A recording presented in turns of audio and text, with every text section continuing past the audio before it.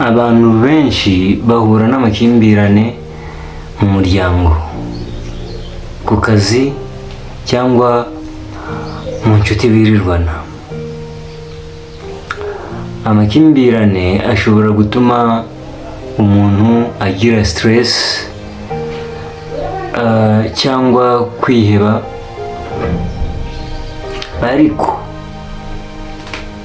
kwiga gukemura amakimbirane mu bwenge ni ingenzi kurushaho.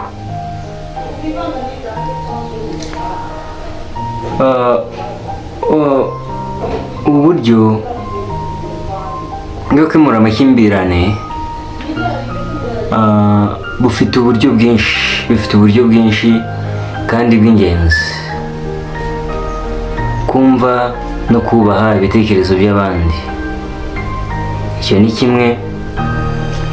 Urugero, kwiga kutihutira kuvuga igihe urakaye, kuko iyo uvuze urakaye byanga bikunde ijambo rigusohokamo aba ari ribi. Harimo kwigira ku makosa yawe no gukosora, ndetse ukanasaba imbabazi. Muri Matayo ibice byaho 5:9 niho bavuga ngo hahirwa abakiranirwa kuko aribo bazitwa abana b'Imana.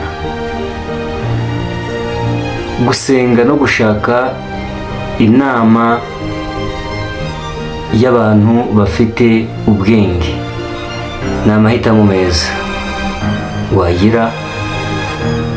Kuganira n'umuntu ufite experience bishobora gukemura ibibazo mu bwenge kandi mu mutuzo.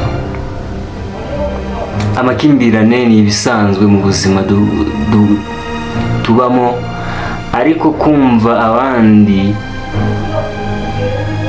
cyangwa mugenzi wawe, gusenga no gusaba imbabazi bitanga amahoro menshi no gukomeza umubano mwiza hagati yanyu. Nuko rero nakwifuriza guhangana n'amakimbirane mu muryango, mu nshuti cyangwa se muri sosiyete ubamo, ukamenya uburyo ubyitwaramo mu buryo bitateza ikibazo.